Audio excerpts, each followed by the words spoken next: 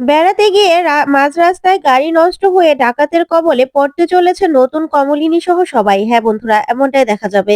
তাই সম্পূর্ণ জানতে ভিডিওটিতে লাইক দেওয়া, চ্যানেলটি সাবস্ক্রাইব করে দেখতে থাকুন। গল্পের শুরুতে দেখা যাবে বুবলাই মিঠিলকে বলে, মিঠিল, এরকম করার কথা বলতে আছে? কি বলছিস তুই? আর বাবিল, তোকেও বলি, তুই কি রে? তুই বুঝতে পারছিস না? তুই গেলে মিঠিলের একটু ভালো লাগতো। আর তোর এমন কি কাজ? তুই যেতে পারছিস না? কেন যেতে পারছিস না? তখন তো এই কথা শুনে বাবিল চমকে যায়। তখন বুবলাই বলে, তুই মেয়েটার ভালো মন্দও দেখবি না? মেয়েটার যে তোর উপর রাগ হয়েছে সেটাও তো তোকে বুঝতে হবে, তাই না? তখন বাবিল এই কথা শুনে বলে, আশ্চর্য তো বর্ধা ভাই, তোমাদের ভালো লাগলে কি হবে, মিঠিলের ভালো লাগলে কি হবে? আমার তো ভালো লাগছে না যেতে। আমার ইচ্ছে করছে না। আমার ইচ্ছেটাই আমার কাছে বড়। তখন মিঠিল বাবিলকে বলে, আমি আগেও জানতাম যে তোমার ইচ্ছে করবে না, তোমার যে যেতে ভালো লাগবে না সেটা আমি আগে থেকে বুঝতে পেরেছিলাম। থাক, তোমার যেতে হবে না, আমি এমনিতেই ঠিক আছি। তখন তো মিঠিলের কথা শুনে অবাক হয় সবাই। তারপরে বাবিল বলে, হ্যাঁ তাহলে তো সব বুঝেই গেছিস। ঠিক আছে, আমি এখন বেরোচ্ছি।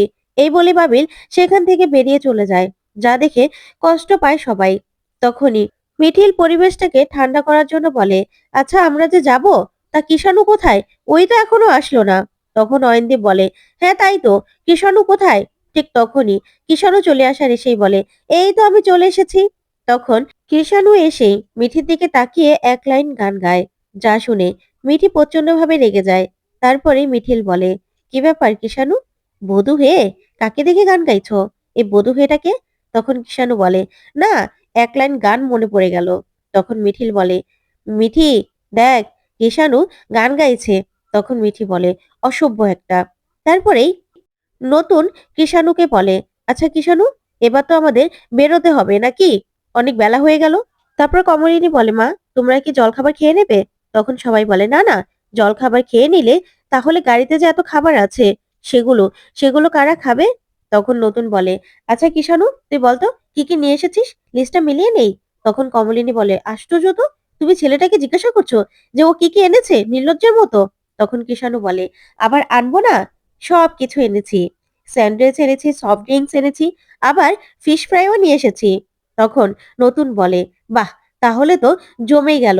এখানে কিন্তু কমলিনীও কম করেনি, কমলিনীও কিন্তু অনেক কিছু নিয়ে নিয়েছে। তখন কমলিনী বলে, হ্যাঁ, সকাল সকাল আমাকে দিয়ে লুচি করে নিয়েছে। সেটা বলেছো সবাইকে যে আমাকে দিয়ে লুচি করিয়ে নিয়েছো? তখন নতুন বলে, আমি কিন্তু তোমাকে বলিনি লুচি করতে, আমি বলেছিলাম অন্য কাউকে দিয়ে করিয়ে নিতে। কিন্তু তুমি কি বলেছো, তুমি নিজের হাতে না করলে যাবে না। তখন কমলিনী বলে, হ্যাঁ তাই তো, অন্য কাউকে দিয়ে করিয়ে নেব, তারপরে যেতে যেতে শক্ত হয়ে যাবে, সেগুলো খেতে ভালো লাগবে নাকি? তাই আমি লুচি আর সাদা আলুর তরকারি করে নিয়েছি, সেটাই সবাই খেতে পারবো। আর মিষ্টিও নিয়ে নিয়েছি। তখনই কমলিনীর বাবা বলে, আমরাও মিষ্টি নিয়ে নিয়েছি, যেটা আমরা খাই আর মেহমানদের খাওয়াই, সেই মিষ্টি নিয়ে নিয়েছি, খুব ভালো দোকানের, খুব ভালো, খুব ভালো লাগবে খেতে। তখন ছোট দাদু বলে, আচ্ছা এবার কি আমরা বেরোবো? আর জামাই কি এনেছে আমাদের? অয়নদীপ বলো। তখন অয়নদীপ বলে, হ্যাঁ ওই যে বললাম যে অনেক কিছু নিয়ে নিয়েছি।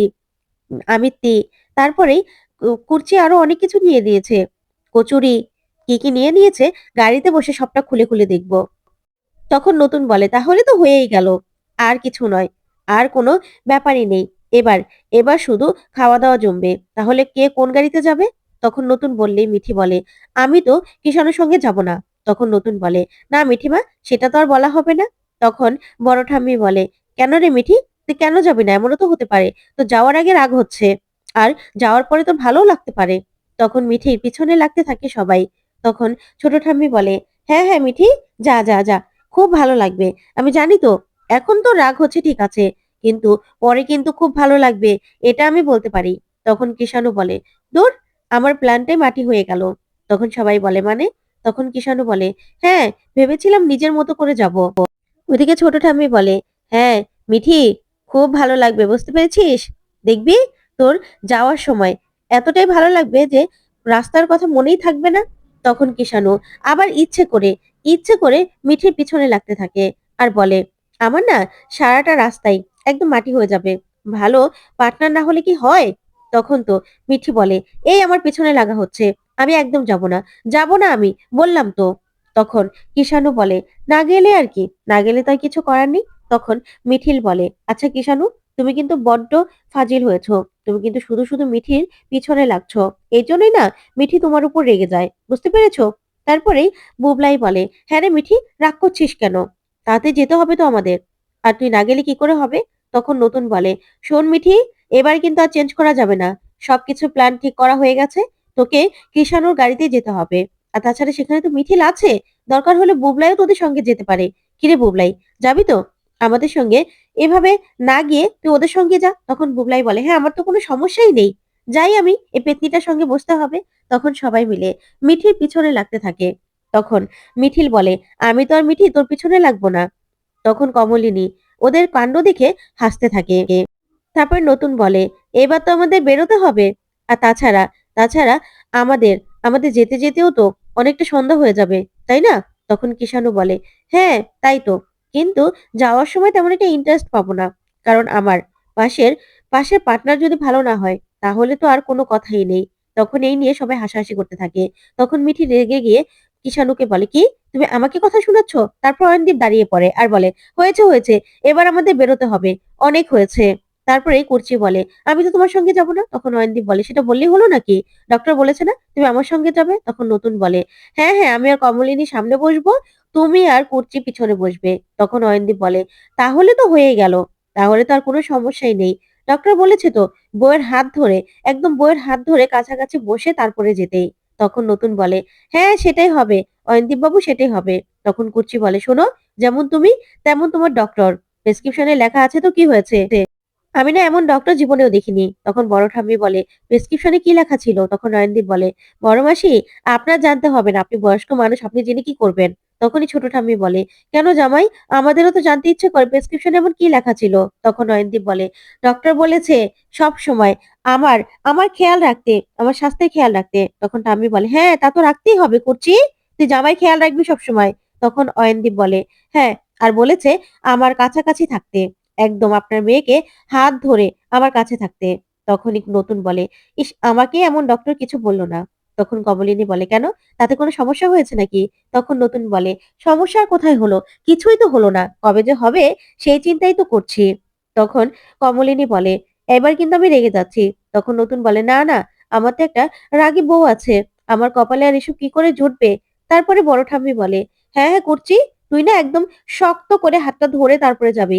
বুঝতে পেরেছিস?" তখন ছোট ঠাম্মি বলে, "হ্যাঁ, তাই তো একদম হাত ছাড়ারই দরকার নেই।" তখন এই বলে সবাই হাসতে থাকে। তারপরে দেখা যাবে কমলিনীর বাবা-মাও হাসতে থাকে। ওইদিকে কমলিনী বলে, "তাহলে মা, আমরা এখন বেরোই। আমি সুমিকে বলে দেব সন্ধ্যাবেলা এসে সব সব খাবারগুলো গরম করে দেবে। ঠিক আছে?" তখন ঠাম্মি বলে, "হ্যাঁ, যাও আর কি।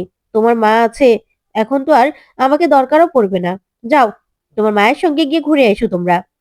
তখন কমলিনী বলে, "কি করব মা? আপনিই তো যেতে পারলেন না।" তখন ঠাম্মি বলে, "হ্যাঁ, তাই তো। আমাদের আর ফোন করে খবর নেওয়া ছাড়া আর কি কোনো উপায় আছে? তা কুর্চি, তুই শুধু তুই শুধু জামাইর খেয়ালই রাখিস না, বৌমার খেয়ালও রাখিস। যেন উনার মায়ের সঙ্গে বেশি ঘেঁষতে না পারে। আমি তো আর যেতে পারছি না।" তখন কমলিনীর মা বলে, "আপনি আবার আমার পিছনে লাগছেন? আবার?" তখন এক করে সবাই সবাই বেরিয়ে পড়তে থাকে। কমলিনীর বাবা বলে, "এবার চুপ কর না, এবার যেতে হবে তো।" ওইদিকে ওইদিকে কিষাণু মিঠির হাত ধরে টেনে নিয়ে বেরিয়ে পড়ে। ওইদিকে ঠাম্মি খুব মন খারাপ করে বসে থাকে। তারপরে দেখা যাবে যে যার গাড়িতে সুন্দর করে বসে পড়ে। তারপরে কমলিনী, কুর্চি সহ সবাই একসঙ্গে গান গাইতে থাকে। ওইদিকে অয়নদীপ কুর্চিকে একদম জড়িয়ে ধরে রাখে, যা দেখে কমলিনী আর নতুন হাসতে থাকে। অন্যদিকে মিঠি আর কিষাণু, ওরা দুজন ঝগড়া করতে যেতে থাকে। হঠাৎ করে সন্ধ্যাবেলা গাড়ি নষ্ট হয়ে যায়। তখন একটা ধাবার সামনে গাড়ি থামায়। তখন নতুন বলে, "এটা কি হলো? এই সন্ধ্যাবেলা গাড়ি থেমে গেল। গাড়িগুলো নষ্ট হয়ে গেল। এখন কি করব? যেতে তো রাত হয়ে যাবে।" তারপরেই ওরা চায়ের অর্ডার দিতে থাকে। ওইদিকে মিঠিলের খুব মন খারাপ, অন্যমনস্ক হয়ে বসে আছে। তখন কমলিনী বলে, "মিঠিল মা, কি হয়েছে তোর? এভাবে একটু পর অন্যমনস্ক কেন হয়ে যাচ্ছিস?" তখন মিঠিল বলে, "না কাকিমা, কিছু না, এমনি।" তখন কমলিনী বলে, "বল না আমাকে, কি হয়েছে রে মা তোর? কি হয়েছে? তোর কষ্ট হচ্ছে বাবিলটার জন্য?" তখন মিঠিল বলে, "না কাকিমা, ওরকম কিছুই না। তুমি তো বুঝতেই পারছো। আমার না কেমন যেন ভালো লাগছে না। মনে হচ্ছে এই সম্পর্কটা বুঝি আর টিকবে না কাকিমা।" তখন কমলিনী বলে, "মিঠিল, এ কথা কেন বলছিস মা? এটা কেমন কথা? আমি নিজে বাবিলের সঙ্গে কথা বলবো। বললেই হলো নাকি? এত বছরের সম্পর্ক। বললেই হলো যে নষ্ট হয়ে যাবে? টিকবে না? কেন টিকবে না? আমি ওকে, আমি ওকে তাহলে কোনদিনও ক্ষমা করব না। কেন করবে ও এটা? তুই তো ঠিক করে কিছু বলছিসও না। তখনই মিঠিল বলে, আমার মনে হচ্ছে কাকিমা, ওর মনের মধ্যে আমি আর নেই গো। ওর মনের মধ্যে অন্য কেউ বাসা বেঁধেছে। অন্য কারো সঙ্গে ওর সম্পর্ক হয়েছে। কারো মন থেকে আমাকে যদি বের করে দেওয়া হয়, সেই মনে জোর করে তো আর ঢোকা যায় না, বলো? তাহলে তো আমারও তো আত্মসম্মানে বাধে। তুমি জোর করাতে যদি বাবিল আমাকে বিয়ে করতে রাজিও হয়, সেই বিয়েটা কি আমার জন্য সম্মানের হবে? হবে না তো। তার জন্য দরকার নেই কাকিমা, কোনো দরকার নেই। তখন কমলিনী অবাক হয়ে যায় মিঠিলের কথা শুনে। তারপর কমলিনী বলে, তা সে কে? কার সঙ্গে বাবিলের সম্পর্ক হয়েছে? তুই তো আমাকে বলছিস না? তখন মিঠিল বলে, আমি জানি না কাকিমা। আমি সত্যি জানি না। আমি না জানতেও চাই না। তবে আমার মনে হচ্ছে যে আমাদের সম্পর্কটা বুঝি এখানেই শেষ হয়ে গেল। এবার আর এই সম্পর্কটাকে টানার কোনো প্রশ্নই আসবে না। তখন কমলিনী বলে, না মিঠিল মা, একথা একদম বলবি না। একথা বলতে নেই মা। কেন? কেন তুই এভাবে সবটা ছেড়ে দিবি বলতো? কে কার সঙ্গে সম্পর্ক হয়েছে বাবিলের? কার সঙ্গে? তখন মিঠিল বলে, কেউ একজনের সঙ্গে তো হয়েছে। তবে সবথেকে ভালো হতো কি জানো? বাবিল যদি আমাকে সরাসরি সবটা বলে দিত। তাহলে আমার না এত খারাপও লাগতো না। আমি সবার সঙ্গে আনন্দ করে কাটিয়ে দিতে চাইছি তো কাকিমা। আমি ভালো থাকতে চাইছি। এই যে তোমাদের সঙ্গে ঘুরতে চলে আসলাম। কিন্তু সারাক্ষণ না ওই কথাগুলোই কেন যেন আমার, আমার কানে বাজছে। আমার ওর ব্যবহারগুলো, সবকিছু চোখের সামনে ভাসছে। আমি কিছুতেই শান্তি পাচ্ছি না কাকিমা। আমার ভালো লাগছে না। তখনই কমলিনী বলে, তুই চিন্তা করিস না মা। এখান থেকে ঘুরে যাই, তারপরে আমি নিজে বাবিলের সঙ্গে কথা বলবো। তখন মিঠিল বলে, না কাকিমা, দরকার নেই। আমি চাই না বাবিলের সঙ্গে এই নিয়ে কেউ কথা বলুক। বাবি যেরকম ভাবে থাকতে চায়, থাকুক না ও। আমি ওকে বাধা দিব না। ও শুধু আমাকে একবার বললেই পারতো যে আমাকে ও এখন আর ভালোবাসে না। তাহলে না আমি সবটা এমনিতেই মেনে নিতাম। তখন কমলিনী বলে, আমি বাবিলকে কোনোদিনও ক্ষমা করব না যদি এমন হয়। তো বন্ধুরা, কেমন লাগলো আজকের আপডেট? কমেন্ট করে